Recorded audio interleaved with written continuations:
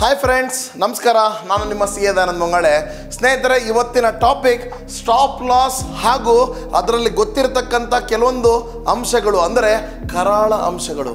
ಸ್ನೇಹಿತರೆ, ಇವತ್ತು ನಿಫ್ಟಿ ನಮಗೆ 22,200ಕ್ಕಿಂತ ಹೆಚ್ಚು, ಅಂದರೆ ಗ್ಯಾಪ್ ಅಪ್ನಲ್ಲಿ ಓಪನ್ ಆಗಲಿಕ್ಕೆ ನಮಗೆ ನೋಡ್ಲಿಕ್ಕೆ ಸಿಕ್ತು. ಅದೇ ರೀತಿ ಬುಲ್ಲಿಶ್ ಮೂಮೆಂಟಮ್ ಕೂಡ ಇತ್ತು. ಮಾರ್ಕೆಟ್ 1 ಗಂಟೆ 25 ನಿಮಿಷಗಳ ತನಕ. ನಿಫ್ಟಿ ಎಷ್ಟು ಮರ್ಸಿಲೆಸ್, ನಿಫ್ಟಿ ಎಷ್ಟು ಕ್ರೂರಿ ಅಂತ ನಮಗೆ ನೋಡ್ಲಿಕ್ಕೆ ಸಿಕ್ತು. ಯಾಕಂದರೆ ಸ್ನೇಹಿತರೆ, 1 ಗಂಟೆ 25 ನಿಮಿಷಕ್ಕೆ ಆಗಿರ್ತಕ್ಕಂಥ ಕ್ಯಾಂಡ್ಲು ಅಂತಿಂಥ ಕ್ಯಾಂಡ್ಲಲ್ಲ, ಎಲ್ಲರ ಮನಸ್ಸಿನಲ್ಲಿ ಒಂದು ಭಯವನ್ನು ಮೂಡಿಸ್ತಕ್ಕಂಥ ಒಂದು ಕ್ಯಾಂಡಲ್ ಇದು. ಸ್ನೇಹಿತರೆ, ಕೇವಲ 2 ನಿಮಿಷಗಳಲ್ಲಿ ಸುಮಾರು 210 ಪಾಯಿಂಟ್ಗಳನ್ನು ನಿಫ್ಟಿ ಕೆಳಗೆ ಬಿದ್ದಿದೆ. ಸೊ ಹಾಗಿದ್ರೆ ಸ್ಟಾಪ್ ಲಾಸ್ ಇಟ್ಟಿದ್ದೆ ಸರ್, ನಾನು ಸೇಫ್ ಆದೆ ನಾನು ಅಂತ ಯಾರಾದರೂ ಅಂದ್ಕೊಂಡಿದ್ರೆ, ಇವತ್ತಿನ ಸಾಕಷ್ಟು ನೂರಾರು ಟ್ವಿಟರ್ಗಳಿರ್ಬೋದು, ಟೆಲಿಗ್ರಾಮ್ಸ್ ಇರ್ಬೋದು, ಸಾಕಷ್ಟು ಜನ ಪೋಸ್ಟ್ ಮಾಡ್ತಾ ಇದ್ದಾರೆ, ನಮಗೆ ಸ್ಟಾಪ್ ಲಾಸ್ ಹಿಟ್ಟೇ ಆಗಿಲ್ಲ, ಮಿಸ್ ಆಗಿಬಿಡ್ತು. ಹಾಗಾದ್ರೆ ಏನಾಯಿತು? ಸ್ನೇಹಿತರೆ, ಜನರಲಿ ನಾವೇನು ಮಾಡ್ತೀವಿ ಅಂದರೆ, ಯಾವುದೋ ಒಂದು ಪೊಸಿಷನ್ ತೊಗೊಂಡಾಗ ಸ್ಟಾಪ್ ಲಾಸ್ ಇಡ್ತೀನಿ ಸರ್ ನಾನು, ಅಲ್ಲಿಗೆ ಏನಾರ ಬಂದುಬಿಟ್ರೆ ನಾನು ಸೇಫ್ ಆಗ್ತೀನಿ, ಇದು ಹಿಟ್ ಆಗುತ್ತೆ ಅಂತ ತಿಳ್ಕೊತಾರೆ. ಆದರೆ ಒಂದು ಕರಾಳ ಅಂಶ ಸ್ಟಾಪ್ ಲಾಸಿನ ಬಗ್ಗೆ ನಾನು ಹೇಳಲಿಕ್ಕೆ ಇಷ್ಟಪಡ್ತೀನಿ. ಅದೇನು ಅಂದರೆ, ಕೆಲವೊಮ್ಮೆ ಗ್ಯಾಪ್ ಡೌನು ಅಥವಾ ಗ್ಯಾಪ್ ಅಪ್ ಮಾರ್ಕೆಟ್ ಆದಾಗ ಯಾವುದೇ ರೀತಿಯ ಸ್ಟಾಪ್ ಲಾಸ್ಗಳು ಕೂಡ ಹಿಟ್ ಆಗಲ್ಲ. ಸ್ನೇಹಿತರೆ, ಅದನ್ನು ಹೇಳಲಿಕ್ಕೆ ಇಷ್ಟಪಡ್ತೀನಿ. ಸೇ ಫಾರ್ ಎಕ್ಸಾಂಪಲ್, ನಾವು 200 ರೂಪೀಸ್ಗೆ ಒಂದು ಕಾಲ್ ಆಪ್ಷನ್ನ ಬೈ ಮಾಡಿದ್ದೀವಿ ಅಂತ ಅಂದ್ಕೊಳ್ಳೋಣ. ಎಷ್ಟಕ್ಕೆ? 200 ರೂಪಾಯಿ ಬೈ ಮಾಡಿದ್ದೀವಿ. ಸೊ ನಾವು ಅಂದ್ಕೊತೀವಿ, ಆಯಿತು ನಾನು 190 ರೂಪೀಸ್ಗೆ ನಾನು ಸ್ಟಾಪ್ ಲಾಸ್ ಇಡ್ತೀನಿ. ಫಾರ್ ಎಕ್ಸಾಂಪಲ್ 200ಇಂದ 190ಗೆ ಬಂದುಬಿಟ್ರೆ ಸ್ಟಾಪ್ ಲಾಸ್ ಹಿಟ್ ಆಗಲಿ ಅಂತ ನಮ್ಮ ಮನಸ್ಥಿತಿ. So trigger price 191, stop loss 190 ಅಂತ ಇಟ್ಟಿವಿ. ಆದರೆ ಮಾರ್ಕೆಟ್ನಲ್ಲಿ ಇದ್ದಕ್ಕಿದ್ದ ಹಾಗೆ ಗ್ಯಾಪ್ ಡೌನ್ ಓಪನ್ ಆಗುತ್ತೆ, ಅಂದರೆ ನೆಕ್ಸ್ಟ್ ಮಿನಿಟ್ ಕ್ಯಾಂಡಲ್. ಸೊ ನಾವು ಇದು ತೊಗೊಂಡಿರ್ತಕ್ಕಂಥದ್ದು ಬೈ ಮಾಡಿರೋದು 200 ರೂಪೀಸ್ಗೆ, ಸ್ಟಾಪ್ ಲಾಸ್ ಇಟ್ಟಿರೋದು 190ಗೆ.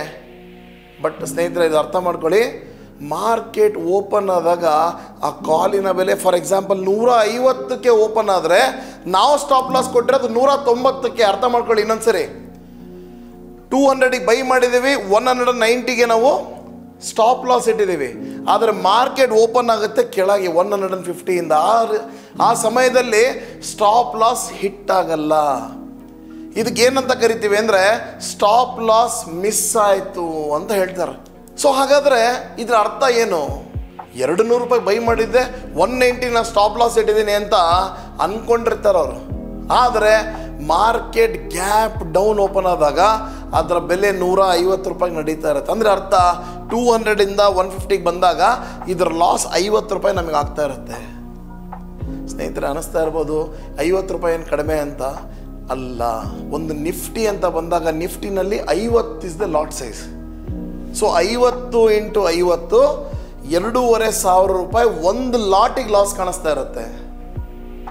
ಸೊ ಆ ವ್ಯಕ್ತಿ ಏನಾದರೂ ತನ್ನ ಹತ್ರ ಇರ್ತಕ್ಕಂಥ ಹಣವನ್ನೆಲ್ಲ ತೊಗೊಂಬಂದು ಮಾರ್ಕೆಟಿಗೆ ಹಾಕಿದ್ದೇ ನಿಜ ಆಗಿದ್ದರೆ, 2 ನಿಮಿಷಗಳಲ್ಲಿ 25% of the capital is wiped of. So ಹಾಗಾದರೆ ಸ್ಟಾಪ್ ಲಾಸ್ ಬಗ್ಗೆ ನಾನು ಯಾವಾಗಲೂ ಹೇಳ್ತಾ ಇರ್ತೀನಿ, ಸ್ಟಾಪ್ ಲಾಸ್ ಅಂದರೆ ಟಾಪ್ ಲಾಸ್ ಅಂತ. ಯಾಕಂದರೆ stop loss is not a 100% full proof risk management. So ಇದು ಪರ್ಯಾಯವಾಗಿ ನಾನು ಯಾವಾಗಲೂ ಹೇಳ್ತಾ ಇರ್ತಕ್ಕಂಥದ್ದು ಹೆಡ್ಜಿಂಗ್ ಮೆಕ್ಯಾನಿಸಮ್ ಬಗ್ಗೆ ಹೇಳ್ತಾ ಇರ್ತೀನಿ.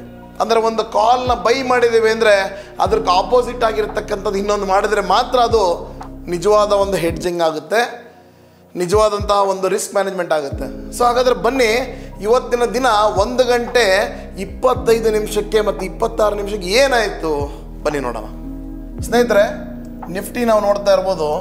ಸೊ ಈಗ ನಾನು ತೊಗೊಂಡಿರ್ತಕ್ಕಂಥದ್ದು 1 ಮಿನಿಟ್ ಕ್ಯಾಂಡಲ್. ಸೊ ಸಮಯ 1:25 PM. ಮಧ್ಯಾಹ್ನದ ತನಕ ನೋಡ್ತಾ ಇರ್ಬೋದು ನೀವು, ಇಲ್ಲಿ ಒಂದು ಸೈಡ್ ವೇಸ್ ಮೂಮೆಂಟ್ ಇತ್ತು ಇಲ್ಲಿ ತನಕ. ಯಾರ ಮನಸ್ಥಿತಿನೂ ಇರಲಿಲ್ಲ ಮಾರ್ಕೆಟ್ನಲ್ಲಿ ಈ ರೀತಿಯ ಕ್ರ್ಯಾಶ್ ಕಾಣ್ಬೋದಾ ಅಂತ ಇರಲಿಲ್ಲ. ಸೊ 1 ಗಂಟೆ 25 ನಿಮಿಷಕ್ಕೆ ಒಂದು ಹೆವಿ ಬೇರಿಶ್ ಕ್ಯಾಂಡಲ್ ಫಾರ್ಮ್ ಆಯಿತು. ಅದಾದ ನಂತರ ನೆಕ್ಸ್ಟ್ ಮಿನಿಟಿಗೆ ಇನ್ನೊಂದು ಬೇರಿಶ್ ಕ್ಯಾಂಡಲ್ ಫಾರ್ಮ್ ಆಯಿತು. ಟೋಟಲ್ ನಾವು ನೋಡ್ತಾ ಇದ್ದೀವಿ 210 ಪಾಯಿಂಟ್ಗಳು, 0.95% ಫಾಲ್ನ ನಮಗೆ ನೋಡ್ಲಿಕ್ಕೆ ಸಿಕ್ತು. ಸೊ ಈ ಒಂದು ಫಾಲಿಗೆ ಏನೇನು ರೀಸನ್ಸ್ ಇರ್ಬೋದು? ಈ ಸ್ಟಾಪ್ ಲಾಸ್ಗಳು ಹಿಟ್ ಆಗಿಲ್ಲ ಸರ್, ಯಾಕಾಗಿರ್ಬೋದು ಸರ್ ಈ ಥರ ಅಂತ ಕೇಳಿದಾಗ ಸಾಕಷ್ಟು ರೀಸನ್ಸ್ಗಳಿದ್ದಾವೆ. ಒಂದು ಟೆಕ್ನಿಕಲ್ ಗ್ಲಿಚ್ ಅಂತ ಕರಿತೀವಿ. ಅಂದರೆ ಸರ್ವರ್ನಲ್ಲಿ ಅತಿಯಾದಂತಹ ಒಂದು ಜಾಸ್ತಿ ಲೋಡ್ ಬಿದ್ದು ಆ ಆರ್ಡರ್ಸ್ಗಳು ಕರೆಕ್ಟಾಗಿ ಪ್ಲೇಸ್ ಆಗಿರೋದಕ್ಕೂ ಎಕ್ಸಿಕ್ಯೂಟ್ ಆಗಿರೋದಕ್ಕೂ ಒಂದು ಮ್ಯಾಚ್ ಆಗದೆ ಇರತಕ್ಕಂಥದ್ದು, ಅಥವಾ ಸ್ಲಿಪ್ಪೇಜ್ ಆಗಿರ್ತಕ್ಕಂಥದ್ದು. ಬೈ ಮಾಡೋರು 150 ರೂಪಾಯಿ ಕೇಳ್ತಿದ್ದಾರೆ, ಸೆಲ್ ಮಾಡೋರು 180 ಕೇಳ್ತಿದ್ದಾರೆ. ಇವೆರಡರ ಮಧ್ಯೆ ಸಾಕಷ್ಟು ಗ್ಯಾಪ್ ಇರ್ತಕ್ಕಂಥದ್ದು.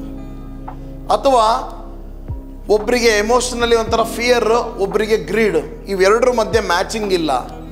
ಸೊ ಈ ಎಲ್ಲ ಕಾರಣಗಳು ಇರ್ಬೋದು. ಸೊ ನಾನು ಪ್ರತಿ ಬಾರಿ ಹೇಳ್ತೇನೆ, ಆದಷ್ಟು ಮಟ್ಟಿಗೆ ಇಂಟ್ರಾಡೇ ಟ್ರೇಡಿಂಗ್ನ ಅವಾಯ್ಡ್ ಮಾಡ್ಬೇಕು ನಾವು.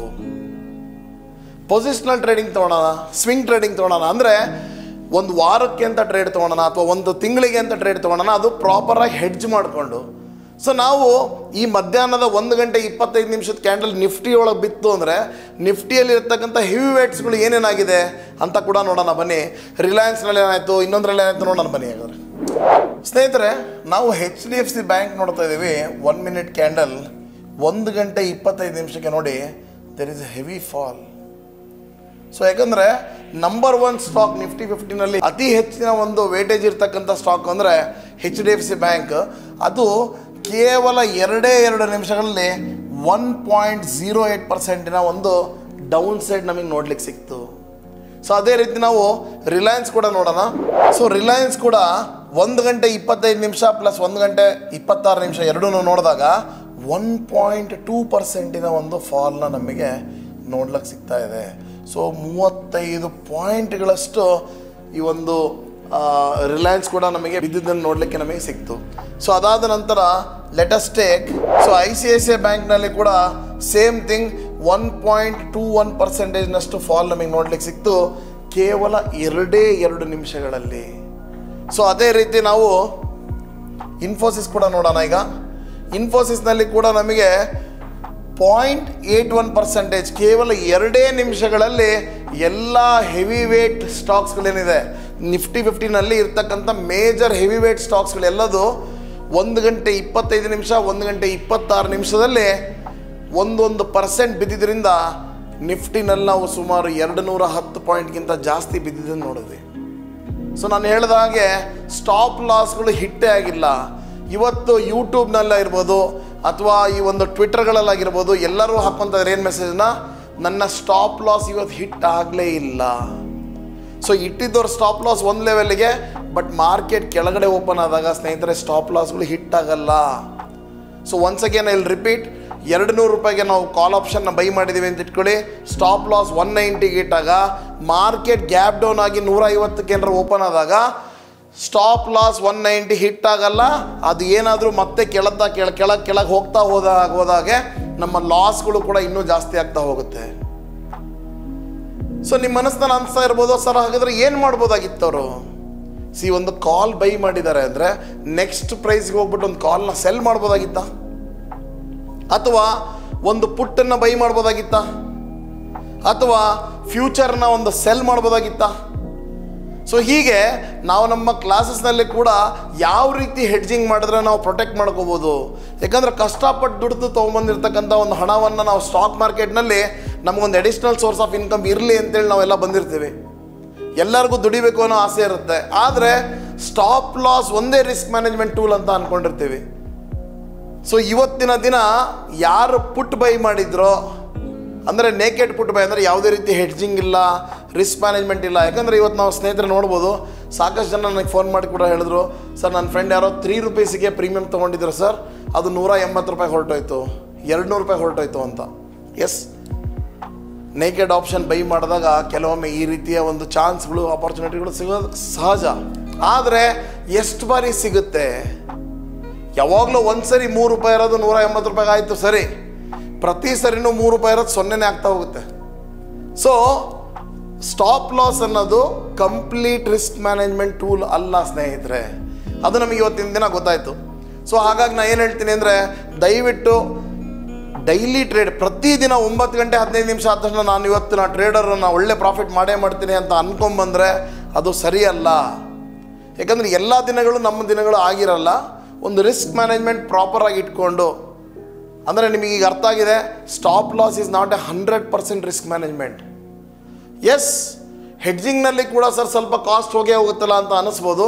ಆದರೆ ಈ ರೀತಿಯ ಸ್ಲಿಪ್ಪೇಜ್ಗಳು 5 ನಿಮಿಷ 10 ನಿಮಿಷದಲ್ಲಿ ಆಗ್ತಕ್ಕಂಥ ಒಂದು ಬದಲಾವಣೆಗಳು ಇದು ಅಷ್ಟು ಎಫೆಕ್ಟ್ ಆಗಲ್ಲ. ಸೊ ಎಲ್ಲಾದರೂ ಕಲೀರಿ, ಯಾರಿಂದಾದರೂ ಕಲೀರಿ, ದಯವಿಟ್ಟು ಹೆಡ್ಜಿಂಗ್ನ ಕಲ್ತ್ಕೊಂಡು ನಿಮ್ಮ ಅಮೌಂಟ್ನ ಸೇಫ್ ಗಾರ್ಡ್ ಮಾಡ್ಕೊಳ್ಳಿ ಅಂತ ಹೇಳ್ತಾ ಇವತ್ತಿನ ನಮ್ಮ ವಿಡಿಯೋನ ಮುಗಿಸ್ತಾ ಇದ್ದೀವಿ. Thank you so much.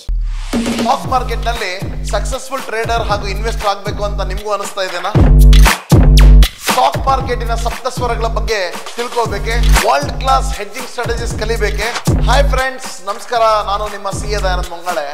ಬೆಂಗಳೂರಿನ Rajajinagar first block doctor Rajkumar ರೋಡ್ನಲ್ಲಿ ಕಾಕಲ್ ಕೈ ರುಚಿ ಅಂತ ಹೋಟ್ಲಿದೆ. ಅದ್ರ ಪಕ್ಕದಲ್ಲಿ ನಮ್ಮ ಆಫೀಸ್.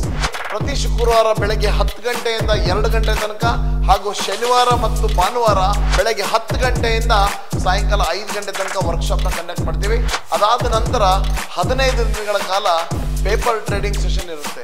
ಯಾರಿಗೆ ಒಬ್ಬ ಸ್ಟಾಕ್ ಮಾರ್ಕೆಟ್ನಲ್ಲಿ ಸಕ್ಸಸ್ಫುಲ್ ಟ್ರೇಡರ್ ಅಥವಾ ಇನ್ವೆಸ್ಟರ್ ಆಗಬೇಕು ಅನ್ನೋ ಹಂಬಲ ಇದೆ, ಯಾರಿಗೆ ಸಪ್ತಸ್ವರಗಳನ್ನು ಕಲಿಬೇಕು ಸ್ಟಾಕ್ ಮಾರ್ಕೆಟ್ ಅಂತ ಇದೆ, ಅಥವಾ ಹೆಡ್ಜಿಂಗ್ ಕಲಿಬೇಕು ಅಂತ ಇದೆ, ಈ ಕೆಳಕಂಡ ನಂಬರ್ಗೆ ಕಾಲ್ ಮಾಡಿ ಹಾಗೂ ರಿಸರ್ವ್ ಮಾಡ್ಕೊಳ್ಳಿ. Thank you.